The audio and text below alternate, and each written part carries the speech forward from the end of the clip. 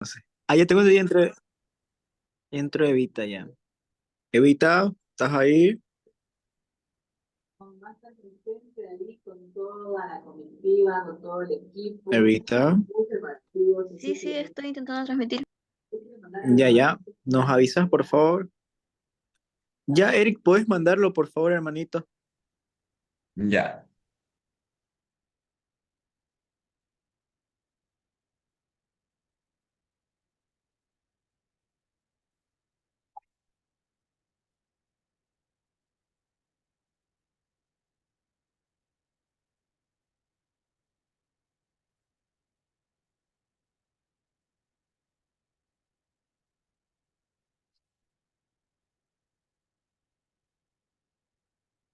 Lo único que no tiene mucho laburo es el Zoom.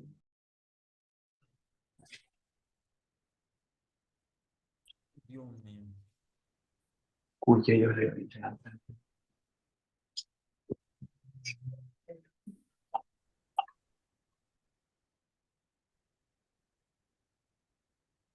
Pero tenés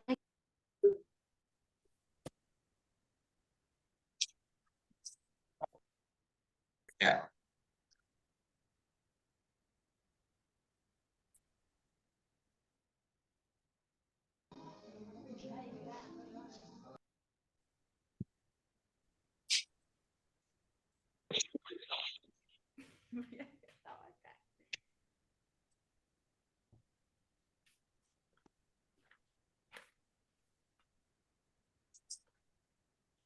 Chicos, buenas tardes. ¿Me logran ver mi pantalla?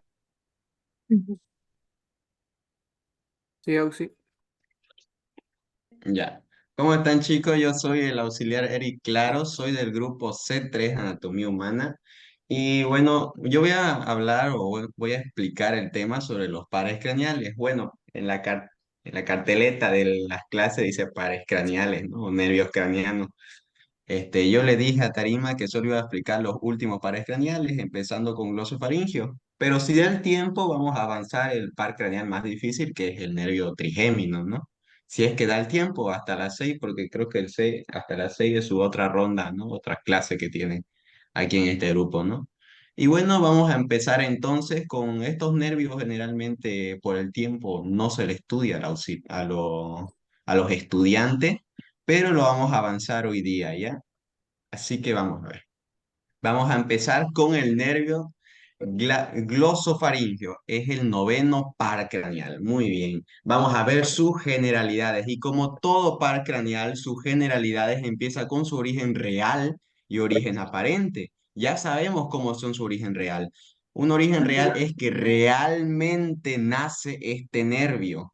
Y el origen aparente es que aparenta salir, pero no es realmente donde sale el nervio. O sea, aparentemente ahí se origina, pero verdaderamente, realmente se origina de otra manera, ¿no? Entonces vamos a ver.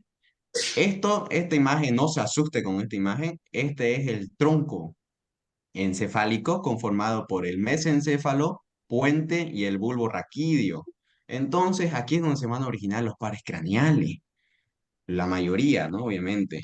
Entonces vamos a ver cuál es su origen real, donde realmente sale este nervio glosofaringio. Vamos a ver que el nervio glosofaringio es un nervio mixto. ¿Qué quiere decir? Que es tanto sensitivo como también motor. Pero no solo eso, sino también visceral. Es un nervio parasimpático porque hay una afección o hay una acción vegetativa para un órgano que luego lo vamos a ver después. Vamos a ver, son dos núcleos sensitivos, empezando con el núcleo espinal del trigémino. Es este núcleo sensitivo que se pueden ver aquí. Este núcleo también es parte, obviamente, del nervio trigémino, por algo su nombre. Vamos a ver que también sensitivamente tenemos que también nace del núcleo del tracto solitario. El núcleo del tracto solitario es origen real sensitivo tanto del séptimo par craneal como del noveno y como del décimo par craneal, ¿no? Eso es pregunta de examen de neuroanatomía, que eso lo van a ver en su tercer parcial. Pero como ya vemos que avanzamos los pares craneales en el primer temario parcial, Así que también lo mencionamos. Entonces tenemos que el núcleo ambiguo es el núcleo motor del nervio glosofaríngeo. El núcleo ambiguo es el origen real motor de los pares craneales 9, 10 y 11. Eso es pregunta de examen también de neuroanatomía, del temario del tercer parcial. Y como el núcleo vegetativo tenemos que es parasimpático, es el núcleo salival inferior, que se encuentra en el bulbo. Aquí está, este es el núcleo salival inferior. Y como pueden ver, el núcleo salival inferior va a inervar a la glándula salival parótida. Pregunta de examen, chicos, anótenlo bien. Inerva a la glándula salival parótida. Las otras glándulas salivales sublinguales y submandibulares ya lo inerva el nervio facial. Muy bien. Y su origen aparente, ¿dónde aparenta ser? Miren, esta es una vista externa del tronco encefálico. Tenemos aquí el mesencéfalo, tenemos aquí al puente de Barolio y tenemos aquí al bulbo raquídeo. Entonces, bien, ¿dónde aparenta ser? Miren, este es el surco retroolivar. Entonces, ¿dónde aparenta originarse? En el surco retroolivar. ¿Dónde está? Está en el bulbo. Este es el bulbo. eh, Tenemos que guiarnos con la oliva vulvar, que es esta montañita que se pueden ver aquí. ¿Lo ven con mi puntero? Esta se llama oliva vulvar. Entonces la oliva vulvar tiene dos surcos, uno anterior, que es el surco preolivar, que es donde ahí va a salir el nervio hipogloso, y un surco retroolivar, donde van a salir el noveno, el décimo y el onceavo par craneal. Y como el glosofaringio es el noveno, pues ahí va a salir el nervio glosofaringio en el surco retroolivar, o sea, el surco posterior de la oliva vulvar. Tal vez no me entiendan bien por la oliva vulvar, porque eso es tema de neuroanatomía, pero solo lo menciono como para después avanzar lo que sería en neuroanatomía, que es la oliva vulvar, ¿no?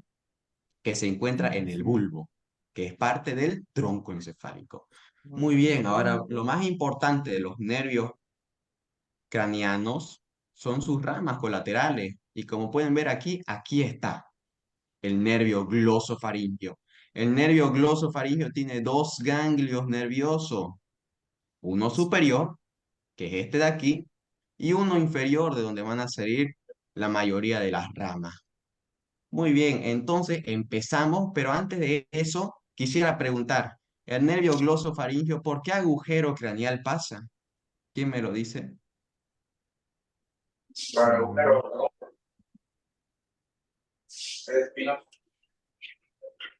No, por ¿Por el, qué agujero craneano pasa el nervio glosofaringeo noveno par craneal? ¿Por el yugular? Muy bien, por el agujero yugular, ¿no? Entre las carillas yugulares del occipital con la porción petrosa o peñasco o cuña del hueso temporal, ¿no? Muy bien. En ese agujero pasaba el noveno, décimo, onceavo par craneal y junto, más posteriormente, por la vena yugular interna, ¿no? La Que triple está X. preformada. ¿Cómo? La triple X, Eric. Pues sí. Y la vena yugular interna que se forma por el seno sigmoide, ¿no? Que ya lo sabemos, eso es pregunta de examen también, ¿no? Muy bien, entonces vamos a ver sus ramas colaterales. El primero empezamos que es el nervio timpánico, este de acá, o también con su epónimo de nervio de Jacobson. Vamos a ver que este es el nervio, pasa por el conductillo timpánico, que es un conducto pequeñito de la porción petrosa del hueso temporal o cuña o peñasco del hueso temporal en su cara posterior inferior, ¿no? Eso ya lo sabemos con el hueso temporal, ¿no? Entonces este nervio timpánico va a dar diferentes ramas donde va a entrar a la caja timpánica del oído medio. Vamos a ver que se va a salir cerquita del promontorio. Ustedes ya deben saber la anatomía del oído para que me entiendan muy bien, ¿no? Entonces vamos a ver que a nivel del promontorio, ya saben qué es el promontorio, ¿no? Es una estructura que se encuentra en la parte medial de la caja timpánica del oído medio, ¿no? que es una elevación producto por el caracol, ¿no? Entonces, bien, vamos a ver que a ese nivel van a dar 6 ramas, dos anteriores, dos superiores y dos posteriores. Empezamos los, con los ramos anteriores, ¿no? Como ya sabemos que la caja timpánica anteriormente se encuentra la trompa de Eustaquio, pues va a dar una rama inervando sensitivamente a la trompa de Eustaquio, ¿no? Muy bien. Tenemos también el nervio carotidio timpánico, que es esta ramita chiquitinga de aquí que también se va al seno carotidio, que también se encuentra en la parte anterior de la caja timpánica. Muy bien, esos son los dos ramos anteriores. Vamos con los dos ramos superiores. Entonces, muy bien. Empezamos con el más importante, que es el nervio petroso menor. Este que va superiormente hasta llegar al ganglio óptico. Este ganglio que se ve aquí. El ganglio óptico va a ser fuente parasimpática de la glándula salival parótida, como pueden ver aquí. Aquí está la glándula salival parótida. Y como dije, en generalidades, va a dar la función vegetativa, o sea que va a hacer que la glándula secrete saliva. Esa es su función de este nervio glosofaringio, ¿no? A través del nervio petroso menor. Vamos a ver que el nervio petroso profundo, que también es rama superior del nervio de Jacobson, no se encuentra en esta imagen. Según la teoría, dice que el nervio petroso profundo se anastomosa, o sea, se junta con el nervio petroso mayor, rama del nervio facial, donde se va a fusionar para formar el nervio del conducto pterigoideo. Y el nervio del conducto pterigoideo, que ya lo sabemos por anatomía del esfenoide, va a ir hacia el ganglio pterigopalatino, que ese ya es rama del nervio trigémino, exactamente el nervio maxilar, que si da tiempo vamos a avanzar al nervio trigémino también, ¿no? Muy bien, entonces sus dos ramos posteriores van hacia las ventanas que se encuentra en la cara medial de la caja timpánica. Entonces, en esta imagen lo podemos ver mejor todas estas ramas, ¿no? Vemos aquí primero el ramo posterior de la ventana oval va a inervar definitivamente la parte de la ventana oval. Ya sabemos, ¿no? Que la ventana oval es más superior, ¿no? Y lo va a tapar la base del estribo. Y la rama posterior de la ventana redonda va a ser puerta del caracol, ¿no? Y va a estar más inferior que la ventana oval, ¿no? La ventana oval recibe al vestíbulo. La ventana redonda recibe la cóclea o caracol, ¿no? Muy bien, y aquí aprovechando esta imagen podemos volver a ver las siguientes ramas que ya hemos visto, como por ejemplo el nervio petroso menor que se va al ganglio óptico para luego irse a la glándula parótida, como ven acá, ¿no? Inervando vegetativamente esta glándula salival, ¿no? Y por último, tenemos este nervio carotidio timpánico que ya le dije que va cerca del glomus carotidio, ¿no? O conducto carotidio, que es anterior en la caja timpánica. Por último, el ramo tubárico que se va a la trompa de Eustaquio, que también es anterior de la caja timpánica. Muy bien. Ya hemos hablado del nervio timpánico o de Jacobson. Vamos a ver los siguientes ramos que puede presentar este nervio glosofaringio. Empezamos con ramos faringios. Son todos estos, miren. Todos estos aquí que está pintado de morado son los ramos faringios. Este va a formar el plexo faringio, donde va a inervar la mucosa faringea y diferentes músculos que puede haber en el faringe. El plexo faringio no solamente lo forma el nervio glosofaringio, sino también lo va a formar el nervio vago y partes de rama del plexo cervical. Tenemos una rama para el músculo estilofaringio, que es este de acá, estilofaringio. Miren, ¿dónde se origina? En la apófisis estiloides del hueso temporal y se va a la faringe, ¿no? Para insertarse, ¿no?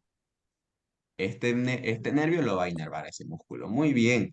Tenemos ramos del seno carotidio.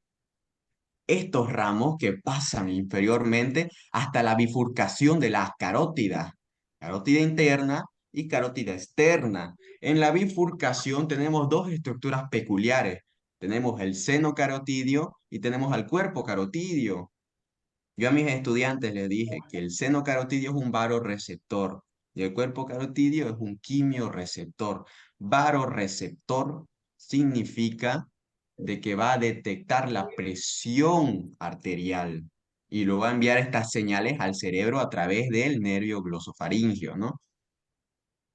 Y quimioreceptor, que es parte del cuerpo carotidio, es para ver las composiciones químicas de la sangre, va a detectarlo este nervio también, ¿no? Entonces, estos ramos del seno carotidio van a inervar el seno carotidio como el cuerpo carotidio. El seno carotidio es varoreceptor y el cuerpo carotidio es quimioreceptor. Va a formar un plexo aquí junto con el nervio vago, que lo vamos a ver más después cuando avancemos el nervio vago. Es el plexo carotidio común. Muy bien, y por último, bueno, no por último, ¿no? Vamos a seguir viendo más ramas, pero tenemos aquí las ramas tonsilares. Tónsila quiere decir amígdala. Son estos grupos de órgano linfoideo que se encuentra aquí en la bucofaringe, ¿no?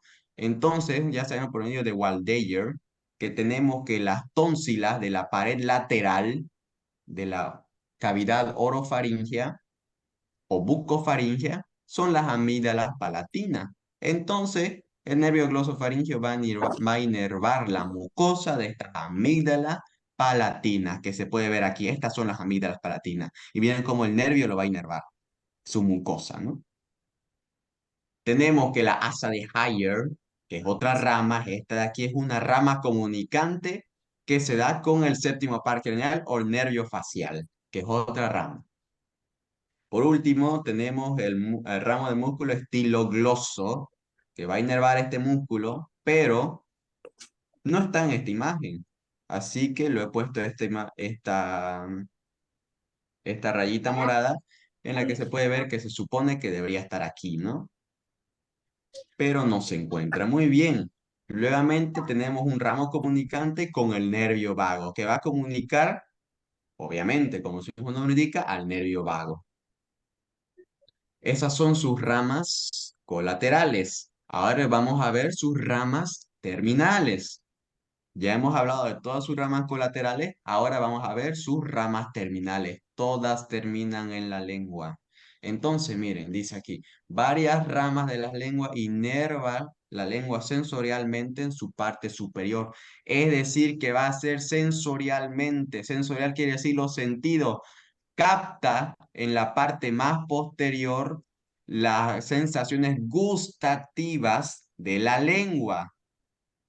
La parte más anterior ya es por el nervio trigémino, que lo vamos a ver más después si es que da tiempo para avanzar el nervio trigémino, ¿no? Y también cuerda del tímpano, que es rama del facial, que la vamos a ver igual si es que nos da tiempo. Muy bien, y eso es todo del nervio glosofaringeo. Si alguien tiene una duda, me lo hace saber. ¿Alguien tiene una duda? ¿Todo Disculpe, claro? no tengo una duda sobre el seno carotidio. Me confundí un poco con esa y el vago. Ay, ¿no es que hay un cruce? Aquí, El, ¿no? ¿Seno sí, carotidio? ajá, esa. A ver, el seno carotidio lo inervan dos nervios, ¿no? El nervio glosofaringeo y el nervio vago. Muy bien. Estos dos nervios van a formar un plexo, o sea, conjunto de nervios de plexo. Va a formar el plexo carotidio común. El plexo carotidio común, formado por el nervio glosofaringeo y formado por el nervio vago, va a inervar al seno carotidio y al cuerpo carotidio. Y ya sabemos cuáles son sus funciones estos dos, ¿no? Mnemotecnia de seno carotidio de Sebastián. Sebas. Seno carotidio de Sebas y vas de varoreceptor. Ahí está, presión arterial K. Y el otro cuerpo, ya por lógica, ya sabemos que es quimioreceptor, ¿no? Cookie es mnemotecnia de cuerpo, carotidio y quimioreceptor de quino, es de cookie. Cookie y Sebas es mnemotecnia. ¿Se entendió? Sí, gracias, ve. Ya. ¿Alguien tiene otra duda?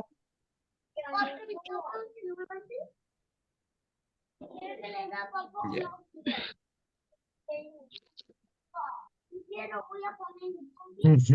Digamos, nervio vago. No sé por qué le han llamado nervio vago si inerva todos los órganos. No es vago, no es flojo, no sé por qué, ¿no? Ese es mi chiste que yo me hago con el nervio vago, ¿no? Si inerva Eso, casi todo, ¿por qué lo llaman flojo, no? Bueno, entonces vamos a ver al décimo par craneal, que es el nervio neumogástrico o el nervio vago, el nervio flojo, como yo le digo, ¿no? Entonces vamos a ver qué es el décimo par craneal, ¿no? Vamos a ver sus generalidades y como ya sabemos cuáles son las generalidades de los nervios craneales, son su origen real y su origen aparente. Vamos a ver, el nervio vago es también un nervio mixto. Quiere decir que es tanto motor como sensitivo y también, y súper importante, es vegetativo. Vamos a ver cuáles son sus diferentes núcleos. Empezamos con el núcleo ambiguo, que es motor. Y como yo dije, el núcleo ambiguo es origen real motor de los pares craneales 9, 10 y 11, ¿no? Muy bien, aquí nuevamente podemos ver y aquí es donde sale nervio vago. Ah, Muy no, no bien. hay. Tenemos entonces, Devuelvo, no, ¿cómo? dame. Es como el otro, Su no es como el micrófono, por favor. otro dice tres.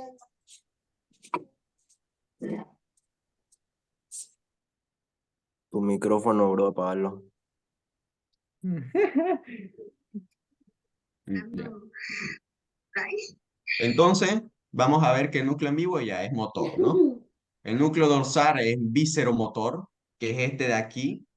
Este es el núcleo dorsal que da también, va a ser motor para el nervio vago. Que no lo puedo encontrar. Ah, ya. Y el núcleo del tracto solitario, como dije, es sensitivo para los pares craneales 7, 9 y 10. Sensitivo, el núcleo del tracto solitario, que aquí se encuentra, ¿no? 7, 9 y 10. Facial, glosofaringeo, vago. Y por último, también el núcleo espinal del trigémino da también una rama para hacer su origen real sensitivo del nervio vago. Y donde aparenta ser, nuevamente volvemos aquí a esta imagen del tronco encefálico, vemos al mesencéfalo, vemos al puente de Baroliu y vemos al bulbo. Vamos a ver que aquí, no, ven mi puntero, ¿no? Aquí es donde salía el nervio glosofaringeo, en el surco retroolivar, o sea, posterior a la oliva vulvar. Vamos a ver que el nervio vago también se encuentra saliendo, aparentando nacer ahí en el surco retroolivar.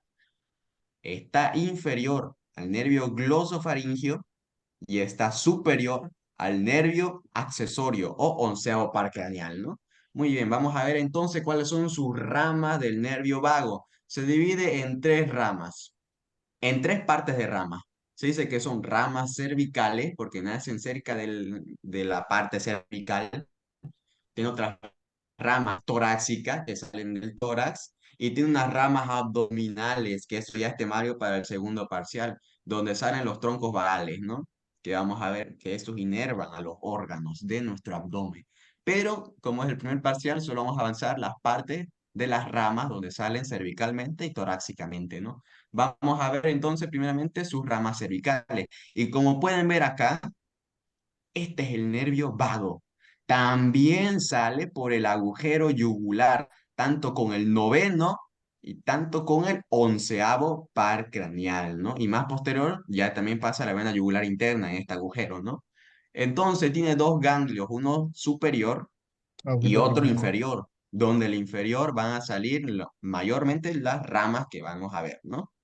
Muy bien, entonces vamos a ver que en el ganglio superior sale un ramo meningio que ramo meningio o ramo recurrente. ¿Por qué se llama ramo recurrente? Porque da la vuelta. Eso se llama.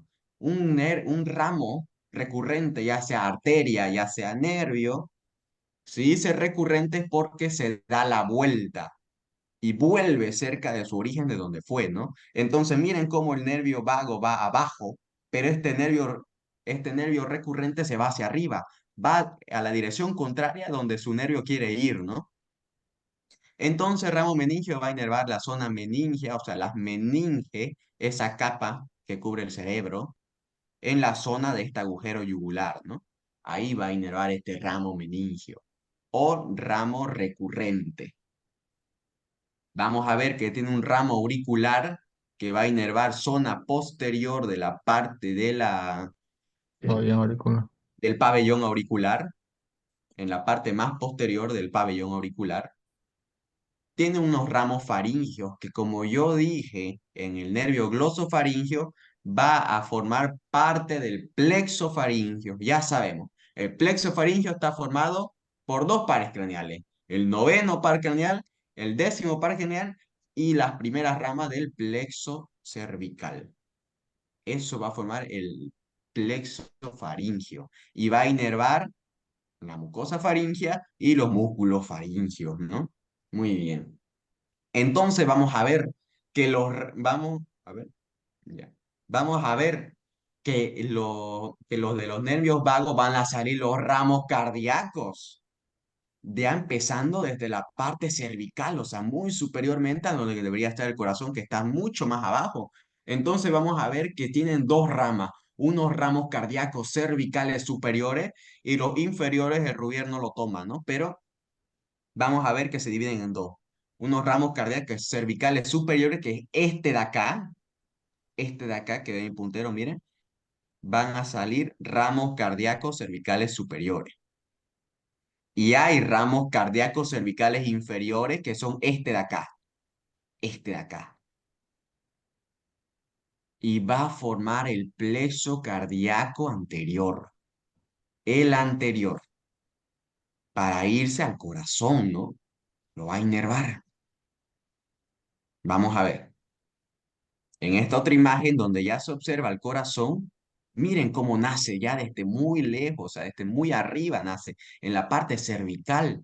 Miren de acá cómo sale y luego va a bajar, a bajar, a bajar, que aquí forma el plexo cardíaco, ¿no? Va a formar todo este chiperío de nervios, va a formar el plexo cardíaco para irse, ¿no? A inervar, ¿no? A este órgano súper importante. Muy bien. Entonces, estos son los ramos cardíacos cervicales superiores, que son estos más superiores, y hay otros cervicales inferiores, que Rubier no los toma como separados, pero se los menciono, ¿no? Que son estos más de aquí abajito. Y van a formar el plexo cardíaco anterior. Vamos a ver entonces que tiene otro ramo muy importante, que es este de acá. Es el nervio laringio superior. Este de acá, miren dónde va, hacia la laringe. Y vamos a ver que va a formar varias ramitas, miren. Ahora, esta es una imagen ya de lejito, vamos a acercarnos más. Vamos a ver que el nervio laringe superior es este de acá y va a formar dos ramas. Dos ramas. Va a haber una rama interna, que es la rama más superior, y va a haber una rama externa, que es la rama más inferior. Vamos a ver. Tiene un ramo interno, como dice acá, ¿no? Que es más superior, y un ramo externo, que es más inferior. Ahora, el ramo interno se va a meter en la laringe por este ligamento. ¿Cómo se llamaría este ligamento si se encuentra el hueso hioide y el cartílago tiroides? Es el ligamento tiroideo. Entonces, ramo interno del nervio laringio superior va a entrar este ligamento tiroideo, porque bien, nace el tiroide y se inserta en el hioides, en el hueso hioides, ¿no? Y aquí en este agujerito va a ingresar y va a entrar a la laringe para inervarla, ¿no? Pero vamos a ver que también tiene otras ramas dentro de ella, ¿no? O sea que este ramo interno, una vez entra a la laringe, va a inervar la laringe, va a tener ramas para la epiglotis, para inervar a este cartílago súper importante, la epiglotis, y también va a dar ramas para las cuerdas vocales. Y muy bien, se dice que ramo externo va a inervar este músculo, que es el músculo cricotiroideo. Y el constrictor inferior, ¿no? También aquí ven un ramito, también va a inervar este músculo también. Entonces, este ramo externo inerva el cricotiroideo y el constrictor inferior. Va a tener, como dije, ramo carotidio que va a formar el plexo carotidio común, junto con el nervio glosofaringeo. Miren cómo se juntan. Aquí está el nervio glosofaringeo, noveno par craneal. Y miren cómo estos dos se juntan, miren, con sus ramos carotidios de cada uno, para formar al plexo carotidio común, para inervar tanto al seno carotidio como al cuerpo carotidio. Como ya sabemos cuáles son sus funciones, ¿no? Se dice que el ramo carotidio del nervio vago se llama asa de Herring. Herring, así como mi nombre. A ver, se lo escribo acá.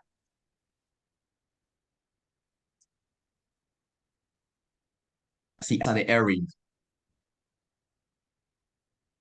Sí. Entonces la asa de Herring es parte del ramo carotidio del nervio vago. Muy bien, estos son los ramos cervicales. Ahora vamos a ver cuáles son los ramos que salen a nivel del tórax, ¿no? Muy bien, entonces los más importantes, ¿cómo no puede faltar los nervios laringeos recurrentes? Súper importantísimo. Mire cómo baja el nervio vago, miren cómo baja, entre la vena yugular interna y entre las carótidas, ¿no? Miren. Y el nervio laringeo recurrente, dice recurrente, y ya saben qué significa recurrente. Vuelve, va en contra del lado de donde va su nervio, ¿no? Si el nervio vago quiere bajar, entonces si tiene un nervio recurrente, va a subir. Hace todo lo contrario de lo que haría el nervio. Sí. Entonces vamos a ver el nervio laringeo recurrente, que es este aquí, súper importantísimo, y es pregunta de examen. Son dos, y son de dos lados, uno derecho y otro izquierdo. Vamos a ver que los dos tienen diferencias anatómicas, pero vamos a ver. Este es el derecho. Esto es una vista de visión posterior, ¿no? ¿Por qué yo digo visión posterior? Miren el callado de la aorta. Aquí está el tronco brachiocefálico arterial y el tronco brachiocefálico arterial solo se encuentra en el lado derecho. Eso es pregunta de examen.